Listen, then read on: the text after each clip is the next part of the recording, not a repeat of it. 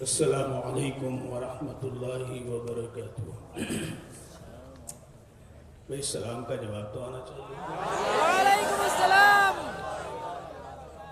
الحمد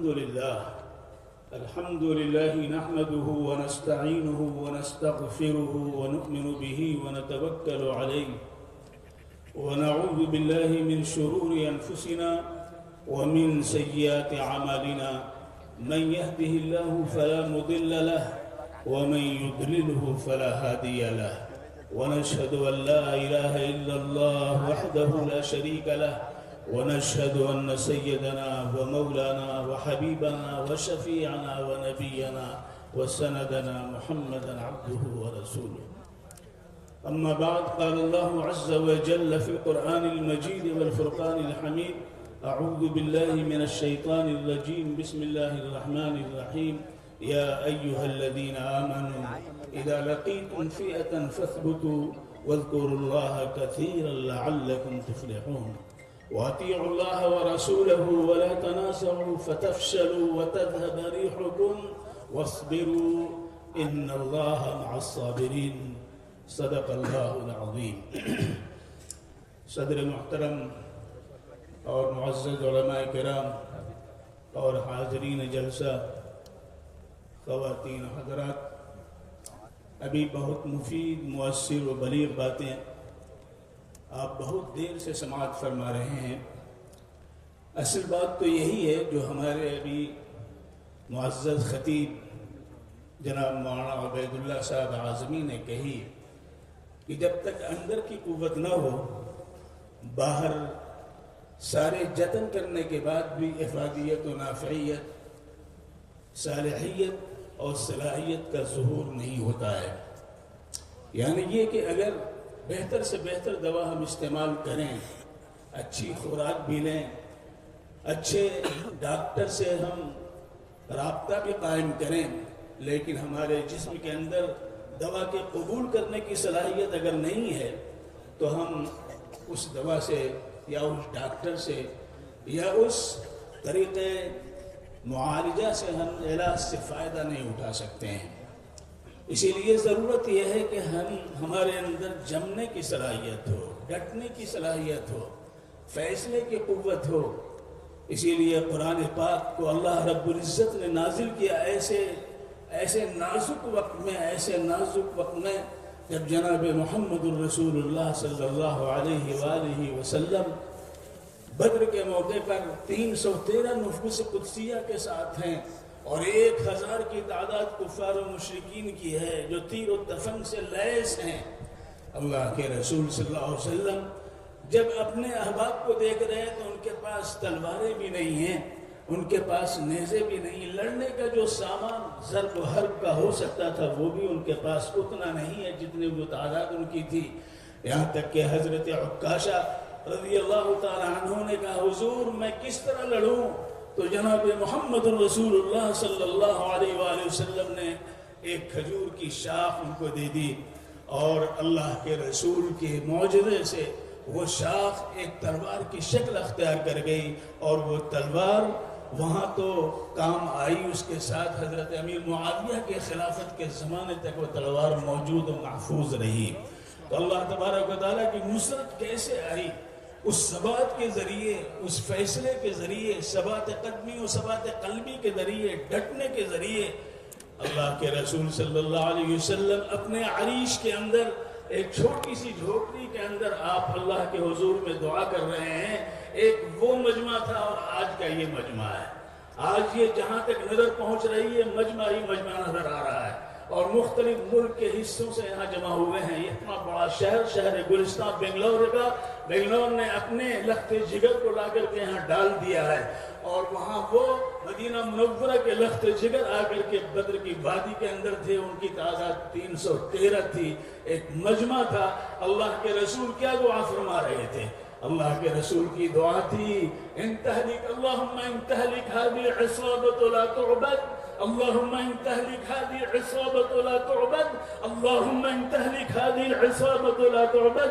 اے اللہ اگر یہ مٹھی بھر جماعت آج کام آ گئی تو تیری عبادت نہیں کی جا سکتی ہے۔ کس قوت کے ساتھ، کس اعتماد کے ساتھ، کس یقین کے ساتھ، کس ایمان کے ساتھ جناب محمد رسول اللہ صلی اللہ علیہ وسلم نے یہ بات کہی.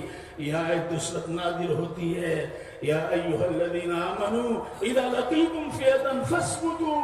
اے ایمان والوں سے خطاب کیا گیا ہے، کسی اور سے خطاب نہیں کیا گیا ہے. ان ایمان والوں سے جن کو اللہ رب العزت نے ایمان کی اتنی بڑی دولت دی ہے، اتنی بڑی دولت دی ہے کہ اگر ساری کائنات سونے کی ہو جائے، ساری کائنات سونے کی ہو جائے، اور ایک منکر خدا، ایک ایسا شخص جو اس شریعت کو ماننے والا نہیں ہے، اگر اللہ کے حضور میں اس کائنات کے برابر سونا پیش کرے اور اتنا اور بھی سونا پیش کرنے کی پیشکش کرے اپنی نجات کے لیے، اپنی بقا کے لیے، اپنی مکتی اور چھٹکارے کے لیے، اللہ تبارک و تعالیٰ کے حضور میں اتنا سونا ایک فرد کی مکتی اور چھٹکارے کے لیے، آزادی کے لیے اللہ تعالیٰ قبول نہیں فرمائیں گے.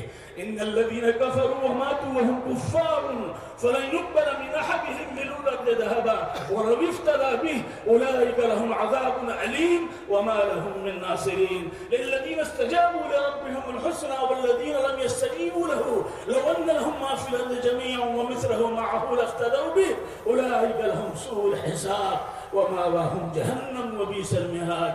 اللہ تبارک و تعالیٰ نے صاف صاف فرمایا ہے. اس لیے اس آیت کو جو اس وقت نازل ہو رہی ہے، یا ایھا الذین آمنوا اذا لقیتم فئۃ فاثبتوا، اے ایمان والو جب تمہاری مٹبھیڑ ہو جائے ایسی جماعت سے جو تمہاری زبان کو، تمہاری شناخت کو، تمہاری ثقافت کو، تمہاری روحانیت کو، تمہاری معنویت کو، تمہاری اجتماعیت کو، اگر وہ اس پر نربے کر رہے ہیں، اس پر وہ اس کو کول لینے کی کوشش کر رہے ہیں، فاسبتوا، جم جاؤ، قدم بھی جماؤ اور دل بھی جماؤ. اسی لیے ہم نے قرآن پاک دیا ہے. اللہ کہتا ہے قل نزلہ روح القدس من ربک بالحق لیثبت الذین آمنوا واللہ یہدی من یشاء. اللہ تبارک و بشرا من للمسلمین. اللہ تبارک و تعالیٰ نے اتارا ہے قرآن پاک کو اسی لیے تاکہ ہماری دل جمعی بھی ہو سکے اور ہم ثبات قدمی کے ساتھ فیس کر سکیں اپنے مسائل کا، فیس کر سکیں اپنے معاملات کا، فیس کر سکیں اپنے مقابل کا، فیس کریں دنیا کے اندر کارزار حیات میں جو مسائل پیش آئیں اس کو فیس کر سکیں، مقابل کر سکیں. اللہ تبارک و تعالیٰ نے جب کفار و مشرکین مکے والوں نے جب یہ کہا کہ یہ کیا بات ہے، آپ اللہ کے نبی ہیں، ایک ہی دفعہ قرآن پاک کیوں نہیں نازل ہو جا رہا ہے، یہ بار بار کیوں نازل ہوتا ہے؟